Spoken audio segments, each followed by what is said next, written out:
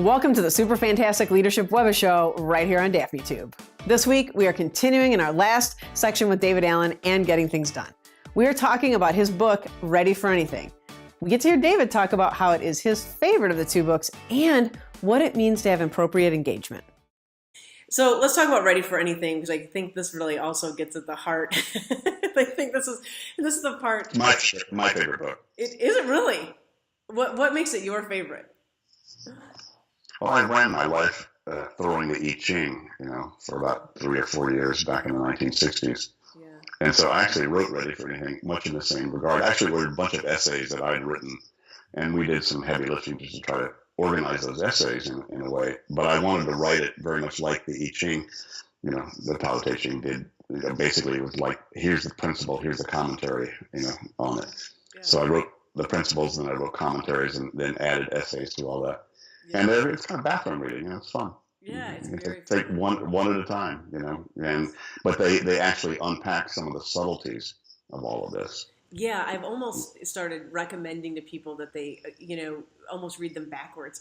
Because I think that book does contain a lot of the art to this what I, consider the soul of getting things done.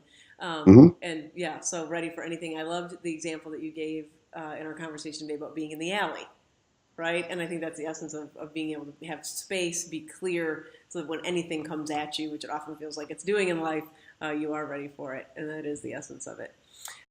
One last thing I'd love to hear you comment on is really your experience. I know that you've trained in the martial arts and how you've really connected your experience with presence and martial arts and this idea of tasks and really, kind of rounding that out for people that are listening. And those connections, I think, could be really fun to hear. It's a deep question, big question, but. Yeah, it's big. I'm not sure, Daphne, I know how to start on that. I think it comes back to appropriate engagement.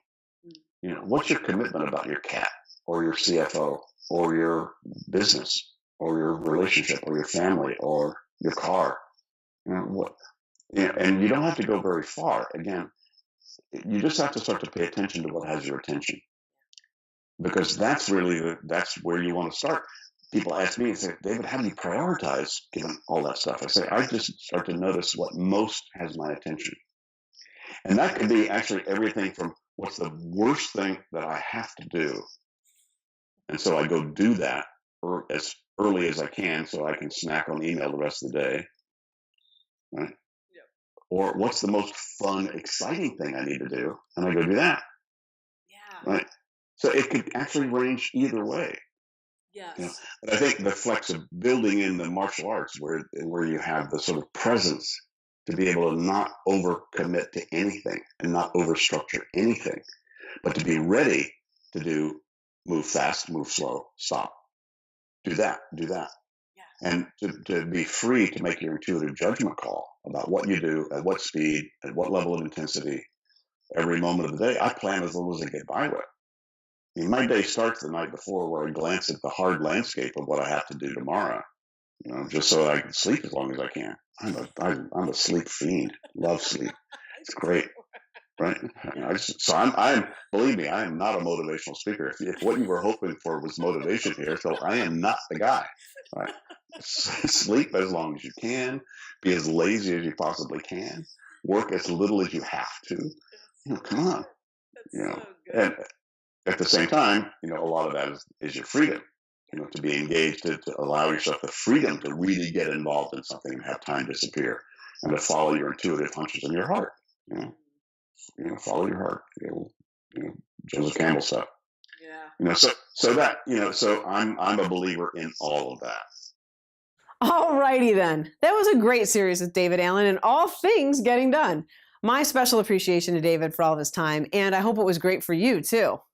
If you'd like to know more about David Allen, go to the link below and also get his latest version of Getting Things Done. It's excellent. And if you really want to go big, become a GTD Connect member, just like me, at 3wsgtdconnect.com for cool handouts and cool tools. Stay tuned in the coming weeks for more great leadership tips and interviews with some more super fantastic leaders. Until then, keep living a super fantastic leadership life.